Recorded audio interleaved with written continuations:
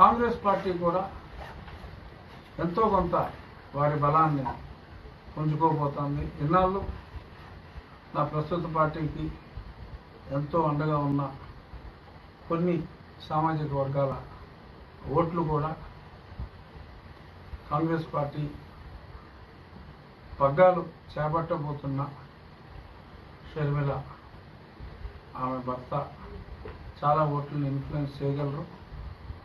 అలాగే కొన్ని వైఎస్ఆర్ కాంగ్రెస్కి పూర్తిగా షిఫ్ట్ అయిన వర్గాలు కూడా మరి కాస్త తిరిగి సొంత గూటికి వెళ్ళే అవకాశమే ప్రస్ఫుటంగా కనబడుతోంది. కాబట్టి ఈ 135 అని నేను చెప్పింది షర్మిలకు కాంగ్రెస్ పగ్గాలు అప్పచెప్పడానికి ముందు, అంటే తను ఈ పార్టీలో జాయిన్ అవ్వక ముందు చేసిన సర్వేలు.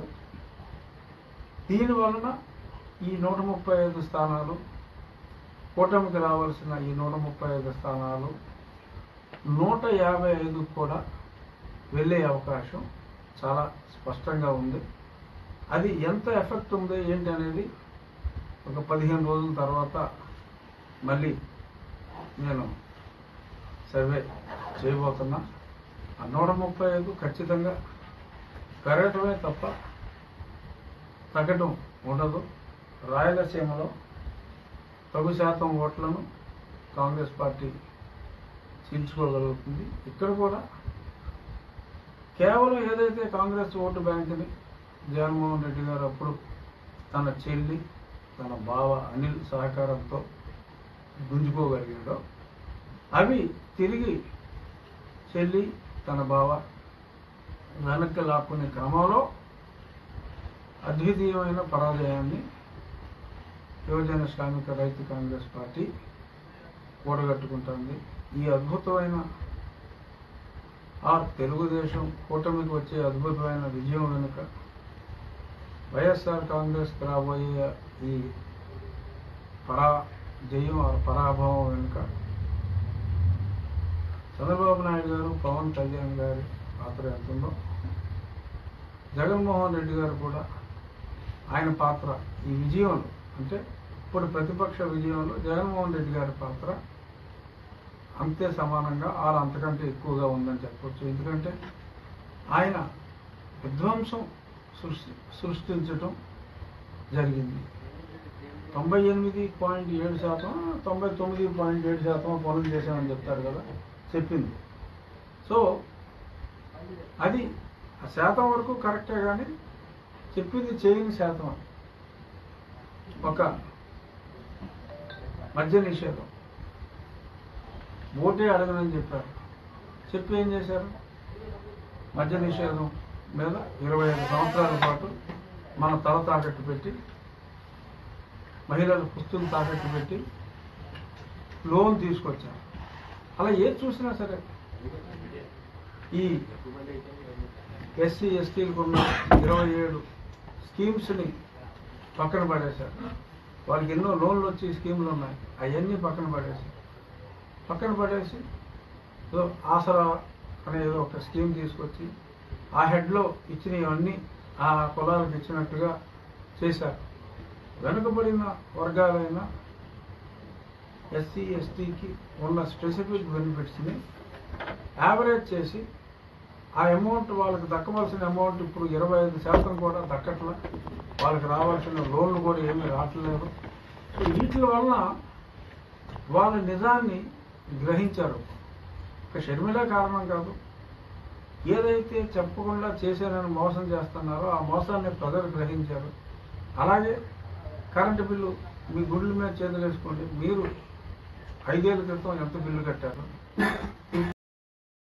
ఇప్పుడు ఎంత బిల్లు కట్టారు? కనీసం 500 రూపాయలు ఇచ్చేవాళ్ళు అట్లీస్ట్ 1500 రూపాయలకి, 1000 రూపాయలు కట్టేవాళ్ళు 3000 రూపాయలకి ఇప్పుడు కడుతున్నారు. అంటే యావరేజ్ ఒక్కొక్కరికి సంవత్సరానికి 15 నుంచి 20 వేలు విద్యుత్ ఛార్జీల భారం పడింది.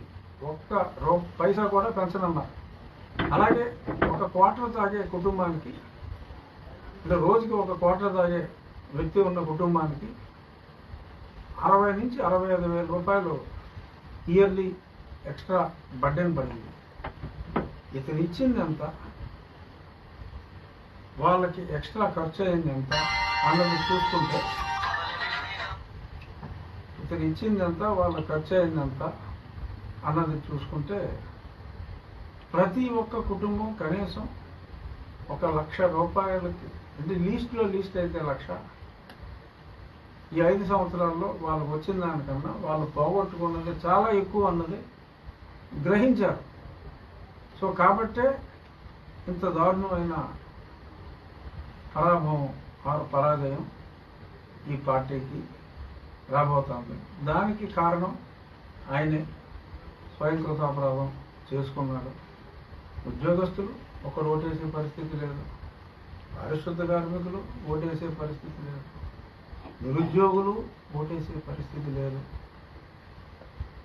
అంగన్వాడీలకి మరి పెద్ద పెద్ద కౌరులు చెప్పారు, వాళ్ళు కూడా నువ్వు చెప్పింది చేయరా బాబు అని అడుగుతున్నారు, మరి వాళ్ళు కూడా ఓటేసే పరిస్థితి లేదు. కాంట్రాక్ట్ కార్మికుల్ని బుగ్గల మెమరీ, మేము మిమ్మల్ని మీరు చేసే పని ఆయన చేసే పని ఒకటే కాబట్టి మీకు సమాన వేతనం ఇస్తాం, రెగ్యులరైజ్ చేస్తామన్నారు. ఒక్కటి కూడా చేయలేదు. సో ఆలోచిస్తే చెప్పింది